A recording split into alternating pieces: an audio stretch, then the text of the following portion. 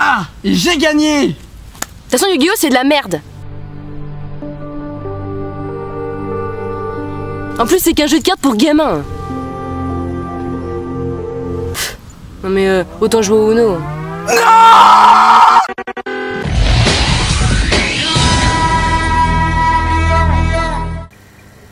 J'en ai vraiment marre d'entendre toujours cette phrase. En plus, c'est qu'un jeu de cartes pour gamins. Souvent, quand on demande à quelqu'un s'il connaît Yu-Gi-Oh! Tu connais Yu-Gi-Oh! Il nous répond Yu-Gi-Oh! Je regardais ça quand j'étais gosse! au Japon, ils ne peuvent pas dire ça. En effet, en France, nous n'avons pas du tout la même version qu'eux.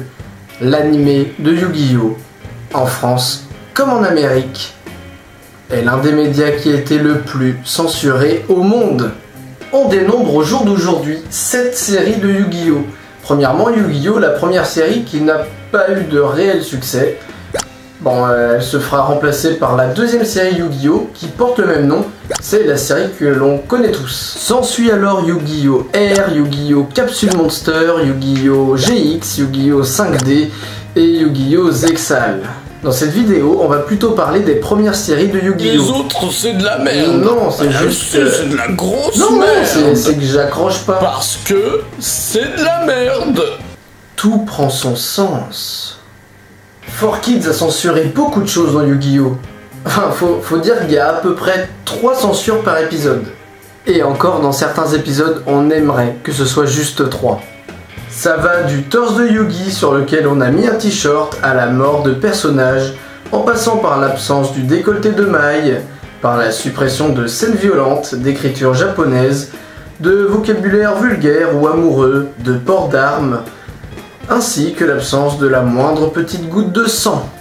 Quelques exemples frappants. En VF, quand Bakura prend l'œil de Pegasus, il prend l'œil de Pegasus.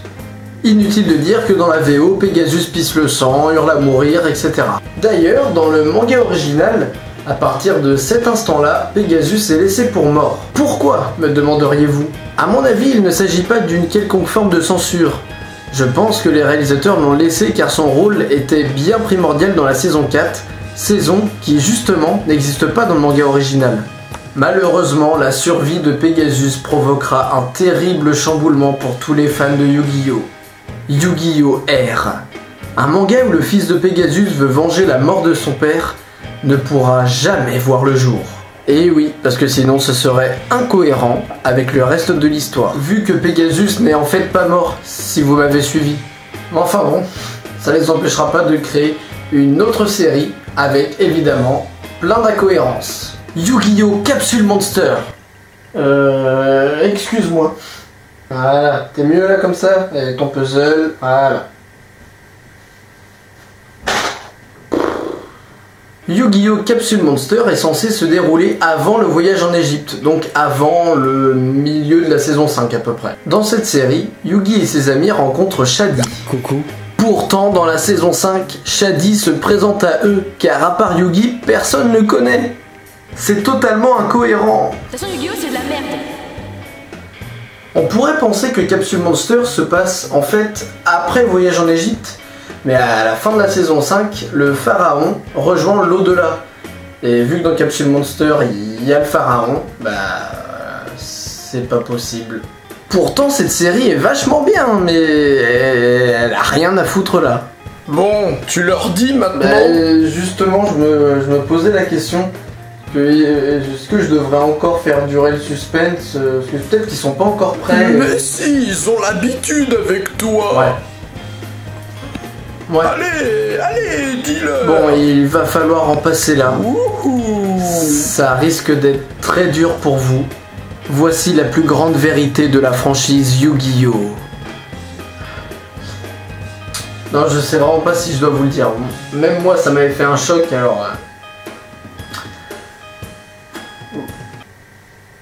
Le royaume des ombres n'existe pas. Tes souvenirs, et ça me fait plaisir.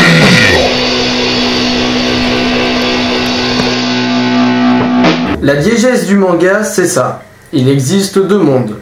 Le royaume des humains, c'est nous, hein, pour ceux qui n'avaient pas fait le rapprochement.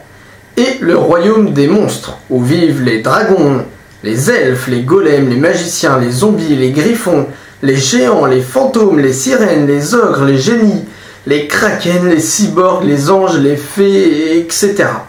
Mais dans l'animé, en France comme en Amérique, 4Kids a inventé un troisième royaume, le royaume des ombres, pour rendre l'animé encore plus gamin qu'ils avaient déjà fait en censurant absolument tout.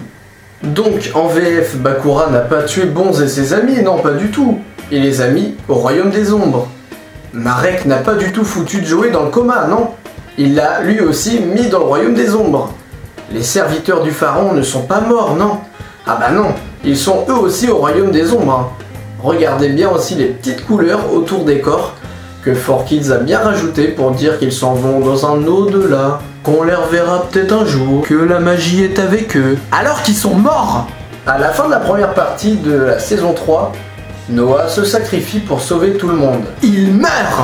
D'ailleurs, il meurt torse nu, mais évidemment, en France, il meurt en t-shirt. À la fin de cet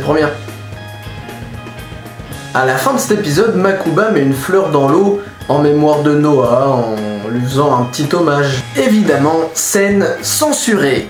Et histoire de bien alourdir le truc, hein, Yugi dit « Je suis sûr que Noah a transféré son esprit dans un ordinateur.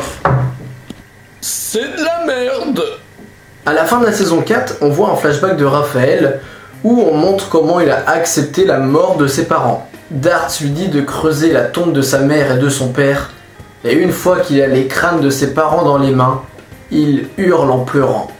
Vous avez tous compris que cette scène a été censurée. Dans la version française, il creuse pour trouver son disque de duel.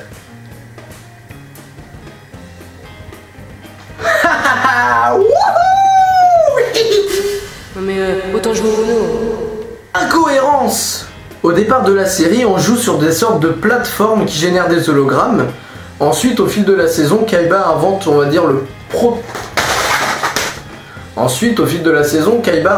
prototype du disque de duel, mais ce n'est que dans la saison 2 que ce disque de duel-là est inventé. Alors ce n'est pas possible que Raphaël trouve un disque de duel quand il était gosse, car ça n'existait pas. Pour finir, une censure qui a été beaucoup justifiée. Le démon final de la saison 5 avait un énorme sgeg qui détruisait toute l'Égypte. Cette bite ténébreuse et monstrueuse a été censurée et remplacée par un dragon par 4Kids.